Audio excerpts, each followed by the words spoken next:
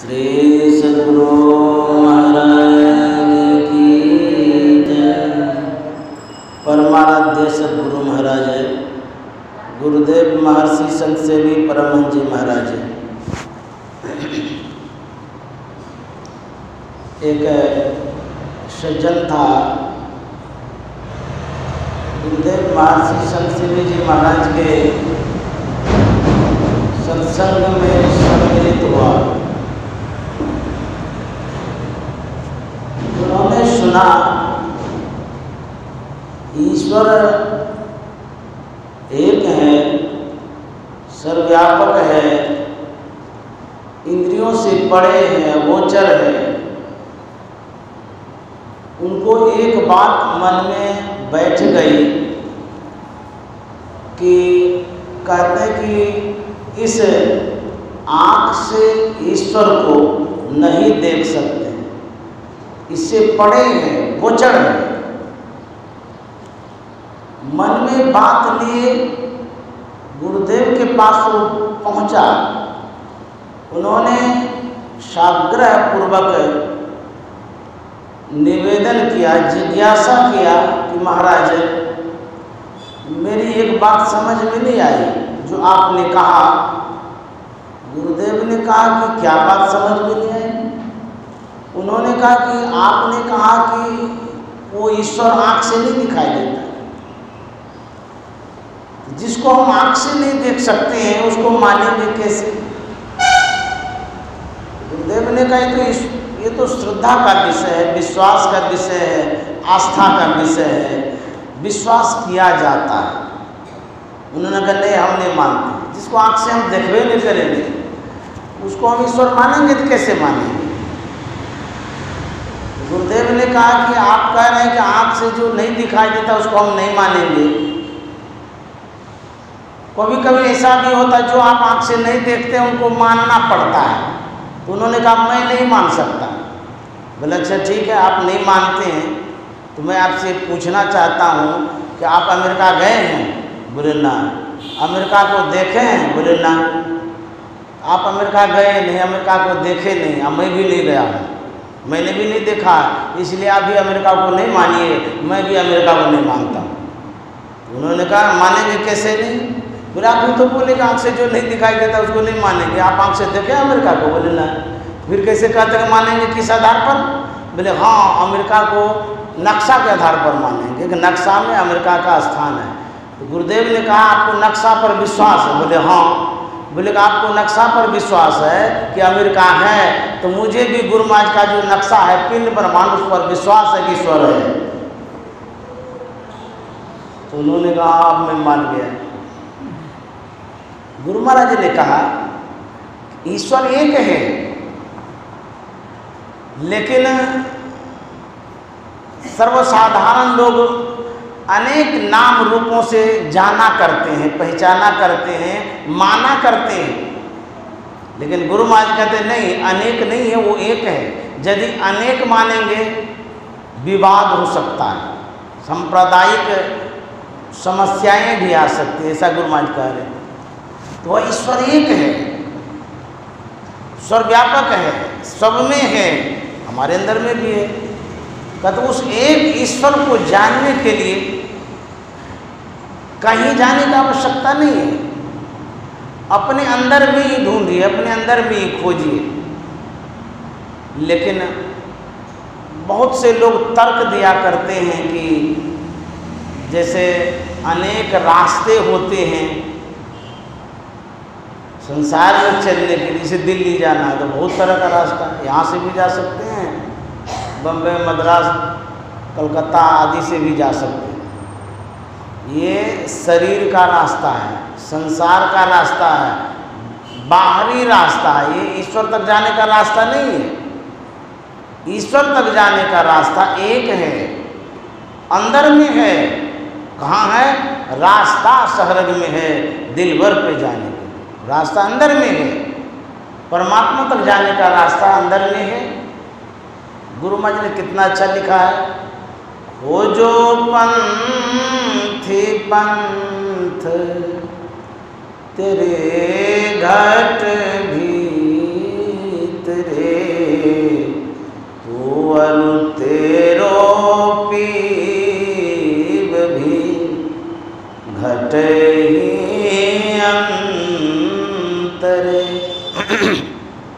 गुरु महाराज कहते हैं खोजो, आपके घर में कोई भी वस्तुएं जब खो जाती है, हेरा जाती है, नज़रों से दूर हो जाती है, तो आप कहाँ करते हैं? खोजिए तो कहाँ है, ढूंढिए। कहते नहीं मिलता, अरे और बढ़िया से ढूंढिए ना, नहीं मिलता तो अच्छा से खोजिए।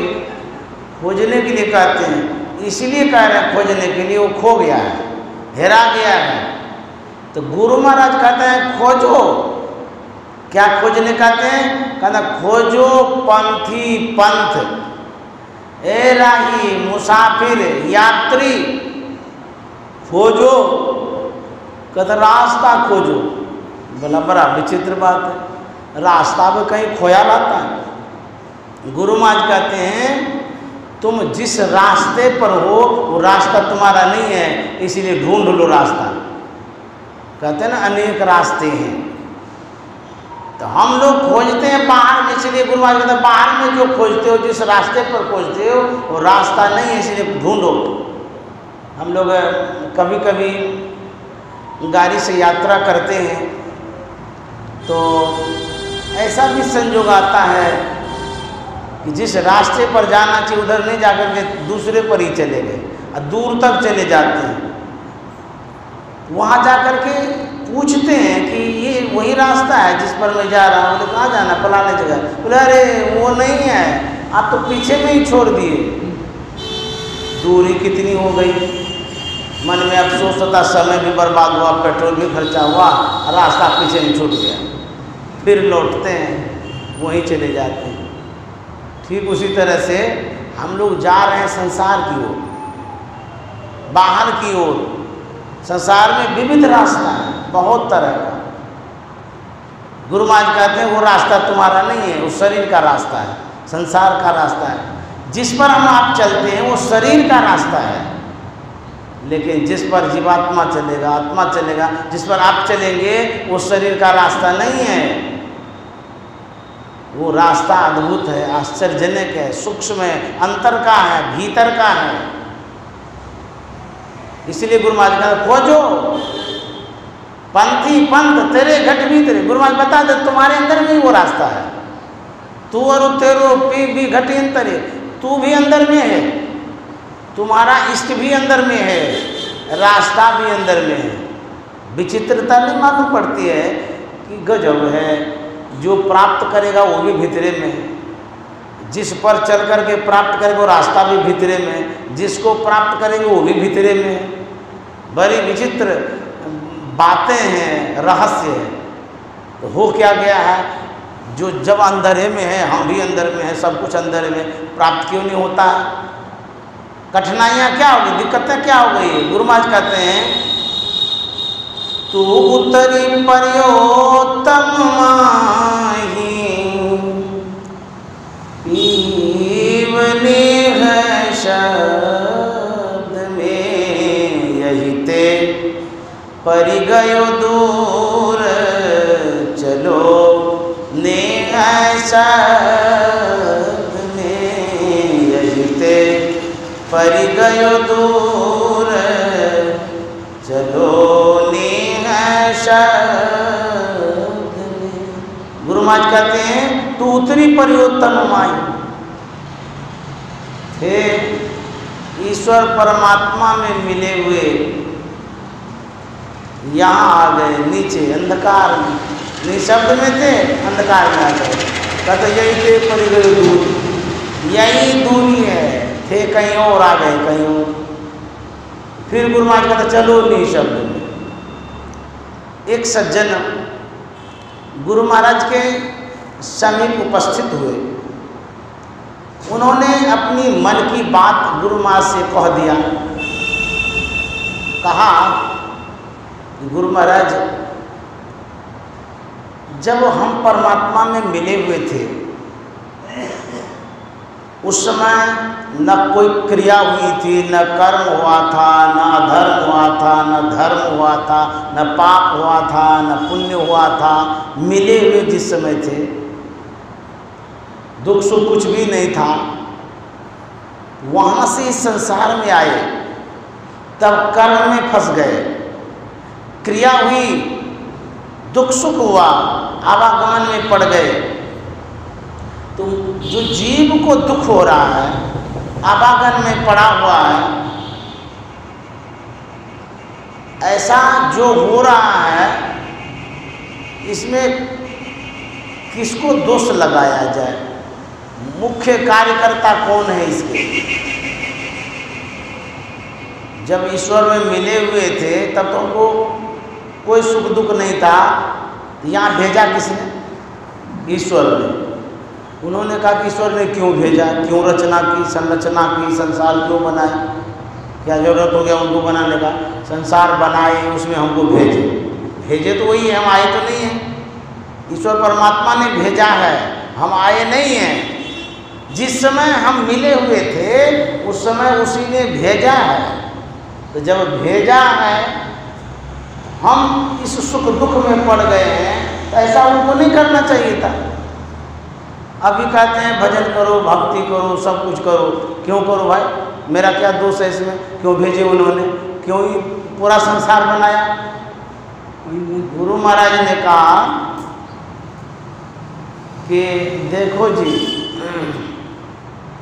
तुमने जो कुछ पूछा है कि ईश्वर ने क्यों भेजा है, ईश्वर ने क्यों संसार बनाया है, ऐसा करो, हम भी चलते हैं उसी के पास पूछने, तू भी चलो, दोनों आदमी मिल करके पूछ लेंगे उस ईश्वर से कि आपने सृष्टि क्यों किया, क्यों इस संसार में भेजा, तो अपने समाधान हो जाएगा।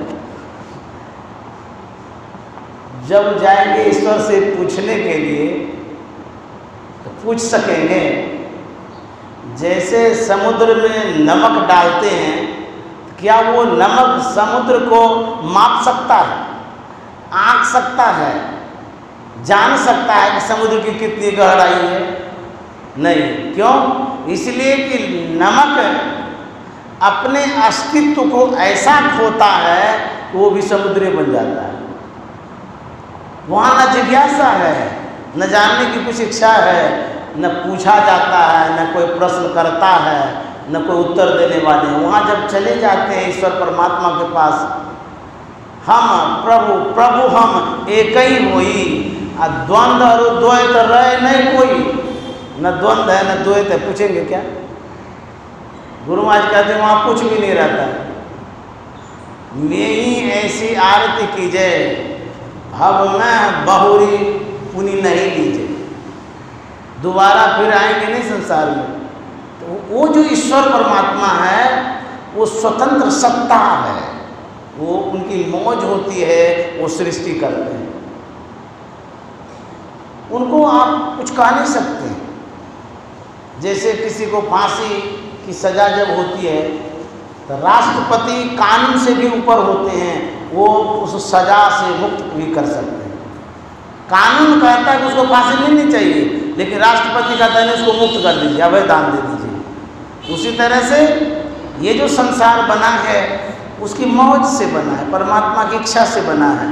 उसमें आप क्वेश्चन नहीं कर सकते, उंगली नहीं उठा सकते, कुछ भी नहीं कर सकते, स्वतंत्र सत्ता है। हम लोग जीव परवश हैं, परमात्मा ब्रह्म ईश्वर स्वबस है, हम तो पराधीन हैं। क्या कह सकते हैं आप? जो सजा मिल रही है, जो दुख मिल रहा है, हमारे कर्मों के ही कारण मिल रहा है। काल नहीं कर्म ईश्वर ही मिथ्या दोष लगा, किसी को आप दोष नहीं लगा सकते हैं। तो वह जो ईश्वर परमात्मा है वह सब में है। अविगत गति कछ कहत न आवे, ज्यों गुंगहि मीठे फल को रस अंतर्गत ही भावे। अविगत मन सर्वव्यापक। जो परमात्मा सर्वव्यापक है उनकी जो गति है, जो चाल है, कोई नहीं कह सकता है। गति होती है जीव में, गति संसार में होता है। परमात्मा में जो गति होती है, अद्भुत गति होती है, वो चलते हुए भी नहीं चलते हैं, देखते हुए भी नहीं देखते हैं। कर बिनु कर्म करे विधि नाना, पग बिनु चले, कहते बिना पैर का चलता है।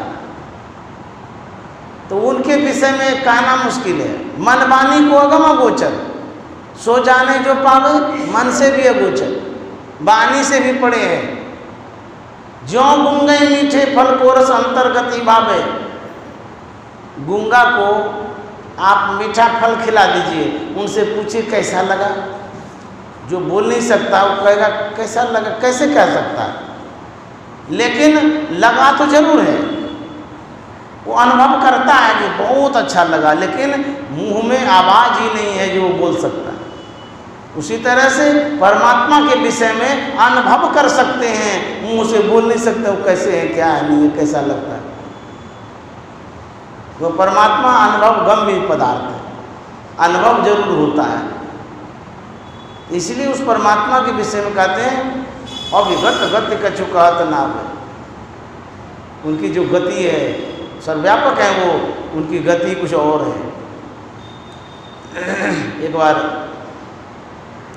कुपाघाट में हिंदुस्तान पेपर के संपादक आए। उन्होंने गुरुदेव से पूछ दिया कि महाराज भगवान श्री राम के मंदिर की जो चर्चा सुनते हैं, मंदिर बनने की, कहाँ बनना चाहिए, कैसे बनना चाहिए, विवाद छिड़ा हुआ है, इस विषय में आपका क्या कहना है।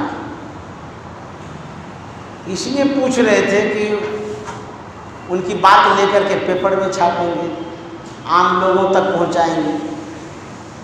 गुरुदेव ने कहा कि आपने जो पूछा है उसका जवाब तो मैं बाद में दूंगा, मैं भी कुछ पूछना चाहता हूँ, वो बता दीजिए तब मैं कहूँ। बोले पूछिए। गुरुदेव ने कहा कि आप किस राम मंदिर के विषय में कहते हैं, किस राम के विषय में कहते हैं।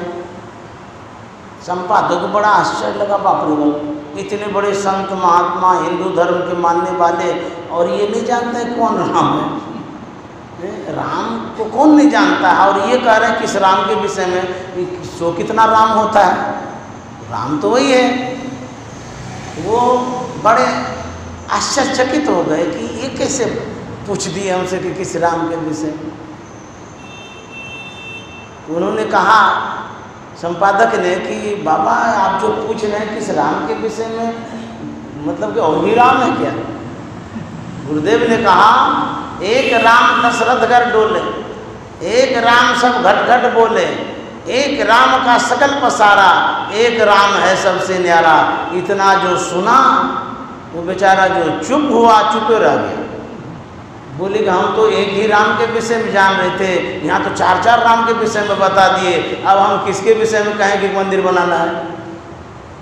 गुरुदेव ने कहा एक राम दशरथ घर डोले, सगुण साकार रूप में वो अवतरित हुए थे जन कल्याण के लिए, उनका अब शरीर नहीं है। एक राम सब घट घट बोले, एक राम वह भी है जो सब घट में समाया हुआ। ये जो शरीर है ये घट है, इस घट में जब राम है तो इसमें तो सुरक्षित वो है, फिर उसके लिए क्या बनाएंगे। एक राम का सकल पसारा, ऐसे राम हैं पूरे संसार को बना दिए हैं और उस संसार में व्यापक हो गए हैं। सकल पसारा, जिस राम में इतनी क्षमता है कि पूरा विश्व बना सकता है, उसके लिए हम एक जगह बनाएंगे रहने के लिए। एक राम है सबसे न्यारा, जो राम सबसे अलग है, न्यारा है, जिसको हम देख ही नहीं पा रहे हैं, उसके लिए कहाँ बनाएंगे, कैसे बनाएंगे। वो बेचारा कुछ भी नहीं पूछा, बहुत अच्छे से वो चला गया। हम लोगों से उन्होंने ये पूछा था कि बाबा कितने पढ़े लिखे हैं, तो मैंने कहा कि 7वां तक। बोले नहीं नहीं ऐसा कैसे बोलते हैं 7वां तक, PhD डिलीट किए होंगे। मैंने कहा नहीं 7वें तक पढ़े। बोले आप लोग सही नहीं बोल रहे। मैंने कहा मैं सही बोल रहा हूँ। बोले इतने बड़े विद्वान 7वें तक पढ़े, इतने बड़े विद्वान कैसे हो गए। बोले कि ये बाहर की विद्या नहीं, ये अंदर की विद्या है, इसके लिए स्कूल कॉलेज की आवश्यकता नहीं है, ध्यान करेंगे ऐसे कोई भी विद्वान बन जाएंगे। जो संत होते हैं, जो ध्यान करते हैं, वो ऐसे विद्वान बन जाते हैं। जो कोई करना चाहेंगे वो भी कितने विद्वान बन जाएंगे। उनको बड़ा आश्चर्य लगा। वही कहते हैं जो परमात्मा ईश्वर है वो सब जगह है, कहाँ नहीं है, उसे कोई स्थान ही खाली नहीं है। गुरु महाराज ने लिखा है जय जय राम जय जय राम जय जय राम कहो जय जय राम जय जय राम जय जय राम जय जय राम कहो जय जय राम जयति जयति जय राम हो राम राम जयति जयति जय राम हो राम राम। गुरु महाराज कहता है हे राम आपकी जय हो जय हो। जय जय किस राम के विषय में गुरु महाराज कहता है आपकी जय हो जय हो जय हो। वह राम सब में व्यापक सब ते न्यारा, सब में व्यापक सब ते न्यारा, सब घट एक ही राम हो राम राम, सब घट एक ही राम हो राम राम। ऐसे राम के लिए गुरु महाराज कहते हैं जय जय राम जय जय राम जय जय राम कहो जय जय राम जयति जयति जय राम हो राम राम। गुरु नानक साहब मदरसे में कुछ देर के लिए ठहरे हुए थे, आराम कर रहे थे। मौलवी साहब आए, नानक साहब को सोते हुए जब देखा उनका पैर मक्का की तरफ था।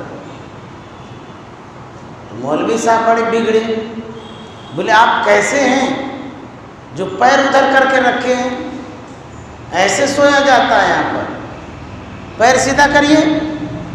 नानक साहब ने कहा कि मैं तो बूढ़ा हूँ, पैर इधर उधर नहीं कर पाता हूँ, तुमको जिधर अच्छा लगे उधर पैर रख कर दो, हम पैर कर देंगे उधर उधर। गुस्सा में था ही मौलवी साहब, नानक साहब का पैर पकड़ लिए और खूब जोर से घुमाई। जैसे ही घुमाई पूरी मस्जिद घूम गई। बोला ये तो पक्का फकीर है, पूरब में राम है, पश्चिम में खुदा है, उत्तर और दक्षिण को कौन रहता। हिंदू धर्मावलंबी कहता है पूरब में भगवान है, मुसलमान लोग कहते हैं पश्चिम में खुदा है। अच्छा उत्तर और दक्षिण कोई नहीं है, पूरा खाली है। पलटू साहब कहते हैं तो उत्तर और दक्षिण को कौन रहता है, क्या कोई नहीं है वहाँ? जब सब व्यापक है तो सब जगह। वो राम कहाँ नहीं है, वो खुदा किधर नहीं है। हम कहते हैं कि ये पूरब दिशा है, ये पश्चिम दिशा, उत्तर दिशा, दक्षिण दिशा है। ये दिशा मानव के लिए है, साधकों की जो दिशा होती है वो अलग होती है। वो वहाँ कोई दिशा ही नहीं है। इसलिए कहते हैं वह परमात्मा इस संसार के दिशाओं से, दृश्यों से अलग है। उस परमात्मा को जानने के लिए भीतर जाना होगा, प्रवेश करना होगा। कहते हैं रास्ता सरग में है दिलबर पे जाने के लिए, सुषुम्ना में, आज्ञा चक्र में। क्यों भटकता फिर रहा तू ए तलाशे यार में, क्यों भटकता फिर रहा तू ए तलाशे यार में। रास्ता सरग में है दिलवर पे जाने के लिए, रास्ता सरग में है दिलवर पे जाने के लिए। दिल का हुजरा साफ कर जाना को आने के लिए, ध्यान गैरों का उठा उसको बिठाने के लिए दिल का हुजरा साफ कर। गुरुदेव नेपाल गए थे, वहाँ संतमत सत्संग का आयोजन था। वहाँ के एक वीडियो साहब थे, मुसलमान साहब थे, वो भी आए थे। गुरुदेव से मिलने के लिए गए। गुरुदेव ने पूछा आपका परिचय क्या है, तो उन्होंने बतलाया मैं वीडियो साहब हूँ। मुसलमान साहब थे। गुरुदेव ने पूछ दिया आप मुसलमान साहब हैं, तब तो आप पंच वक्ती नमाज अदा करते ही होंगे। वीडियो साहब ने कहा कि बाबा मैं जन सेवा करता हूँ, उसमें फुर्सत ही नहीं मिलती है, और जन सेवा से बढ़कर के और क्या सेवा होती है। गुरुदेव कहते हैं कि आप जब मुसलमान साहब हैं तब तो कुरान शरीफ पढ़ते ही होंगे। वीडियो साहब ने कहा कि यदा कदा कभी कभार पढ़ता हूँ, वैसे समय ही नहीं मिलता है। बोले जब कभी भी पढ़ते होंगे या पढ़े होंगे तब तो आपको ये भी पता होगा कुरान शरीफ में सबसे बड़ा किनको माना जाता है। तो वीडियो साहब ने चट से कहा सबसे बड़ा तो अल्लाह ताला को माना जाता है। तो गुरुदेव ने कहा कि वीडियो साहब जब कुरान शरीफ में सबसे बड़ा अल्लाह ताला को माना जाता है तो सबसे बड़ी सेवा अल्लाह ताला की होगी कि जन सेवा होगी। उन्होंने कहा नहीं नहीं, सबसे बड़ी सेवा तो अल्लाह ताला की होगी। तो बोली तो आप कहते हैं जन सेवा से बढ़कर के और क्या सेवा होती है। तो बेचारे चुप हो गए। तब गुरुदेव ने कहा आप पंच वक्ती नमाज अदा भी करिए, जन सेवा भी करिए। जब आप जन सेवा करेंगे इससे आपकी दुनिया बनेगी। पंच वक्ती नमाज अदा करेंगे आपका दीन बनेगा। दीन और दुनिया दोनों बने, इसलिए जन सेवा भी करिए, पंच वक्ती नमाज अदा भी करिए। तो वीडियो साहब ने कहा बाबा अब से मैं जरूर पंच वक्ती नमाज अदा करूँगा। तो कहते हैं जो प्रार्थना है, जो उपासना है, जो अर्चना है, जो वंदना है, ये आवश्यक है। प्रार्थना में बहुत बड़ा बल मिलता है। हम लोग जितनी देर सवेरे कर लेते हैं इतनी एनर्जी मिल जाती है कि शाम तक हम तरोताज़ा बने रहते हैं। हमारी मानसिकता सुदृढ़ हो जाती है, मजबूत हो जाती है। जब प्रार्थना करते हैं, ये पूजा है, इनको करने के बाद जब कुछ खाते हैं वो प्रसाद है। पूजा करके जब भी कुछ खाते हैं तो प्रसाद बन जाता है। जब प्रसाद खा करके प्रस्थान करते हैं उसमें प्रभु की कृपा बनी रहती है। इसलिए प्रार्थना करिए।